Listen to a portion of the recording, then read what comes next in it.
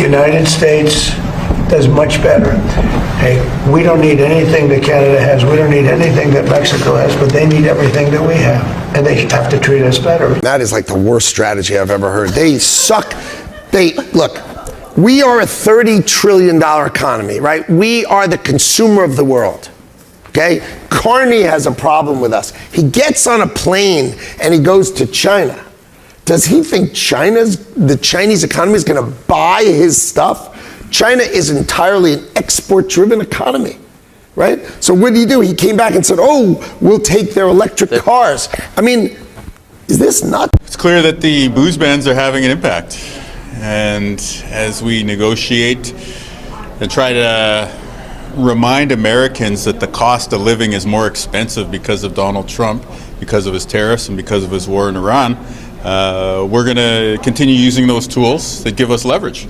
And the booze bans are one of those tools. We don't need their cars. We don't need their energy. We don't need their lumber.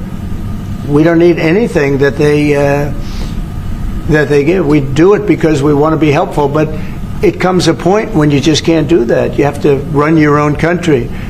And to be honest with you, Canada only works as a state. It doesn't. We don't need anything they have.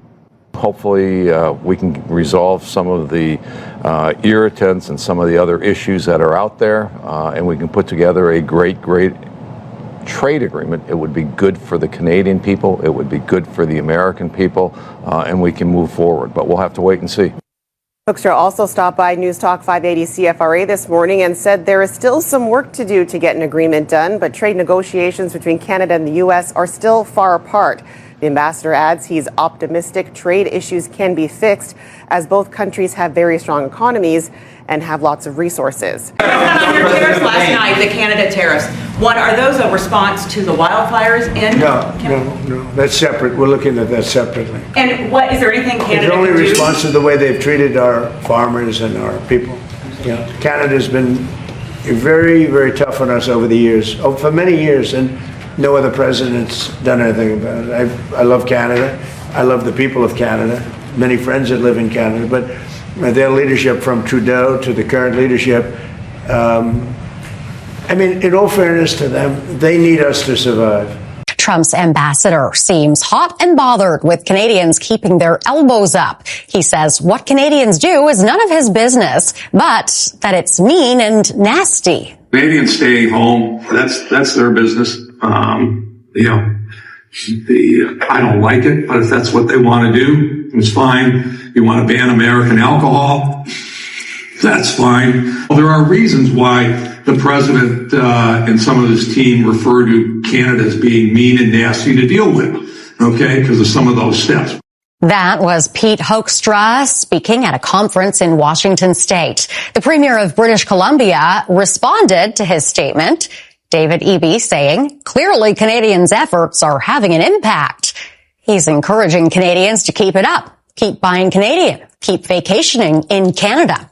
He says the country will stand strong together to protect its jobs, economy, and sovereignty. The Americans are threatening economic consequences for Canada. More tariffs if we can't stop wildfire smoke from traveling south of the border. We ask U.S. Ambassador to Canada, Pete Hoekstra, to elaborate. What exactly does the president expect Canada to do? The president loves to make huge goals and achieve them. We know that fixing fires in Canada and in the United States is difficult. But you're threatening tariffs if Canada doesn't get it figured out. Work with us to figure it out. Don't sit and come up with all kinds of reasons in terms of, it's too big of a problem. There's no way to do it. Is that what you think Canadians think about the wildfires? We recognize it's a really difficult problem. I don't know what the solution is. Like a continental strategy, maybe scientists and firefighting experts. Put together a big deal.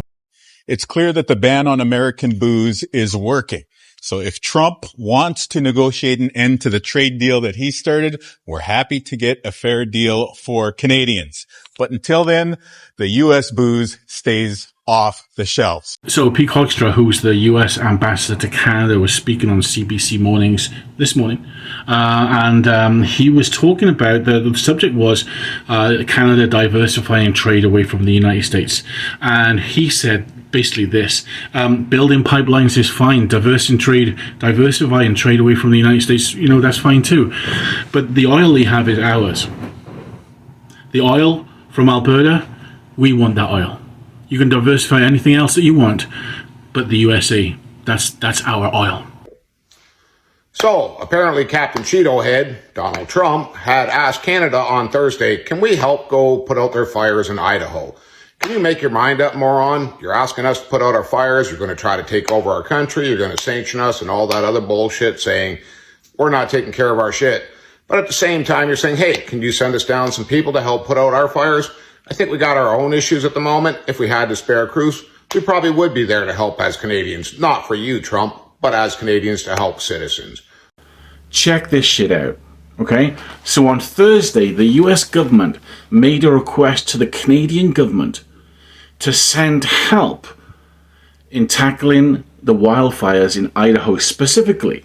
Okay, specifically, the US government has asked for CL-415 skimmer air tankers, water bombers, super scoopers, to help the United States fight its fires in Idaho because the fires are out of control. Family, there is a political conversation happening across North America that many people did not expect. And for years, Canada was often portrayed by some voices in American politics as the quieter neighbor, a country that simply followed along with the decisions that made south of the border.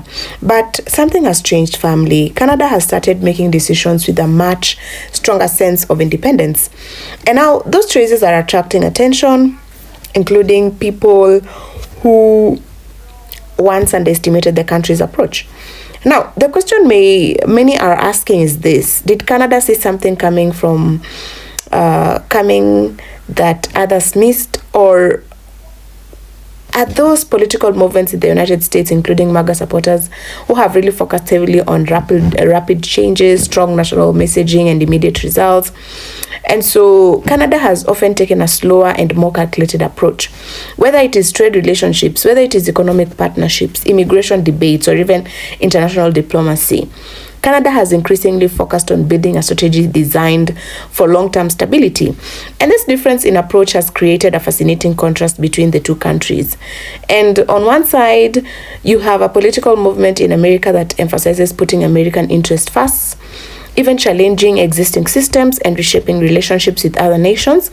And on the other side, family, Canada has been working to strengthen its own position by diversifying partnerships, investing in strategic industries, and even presenting itself as a reliable global player. Now, for some observers, this is where Canada's strategy begins to stand out.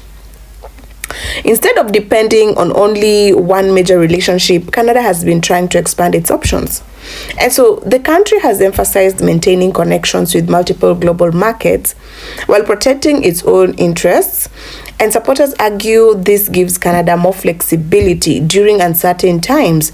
And so critics, however, say that Canada still faces major challenges, including affordability concerns, housing pressures, and even economic competition. And so the story is not that Canada has solved every problem. The story is that Canada's method is gaining attention because it represents a different style of leadership. And that is exactly why the conversation has become so interesting. And so for years, many political debates focused on who was louder, who was more aggressive, and who could create the biggest headlines. But Canada's approach raises a different question, family. What if the countries that quietly planned for the future are the ones that eventually gain the advantage? Because in politics and economy and economics, winning attention is not always the same as winning results. And now, some Americans are looking north and asking whether Canada's strategy deserves a closer look.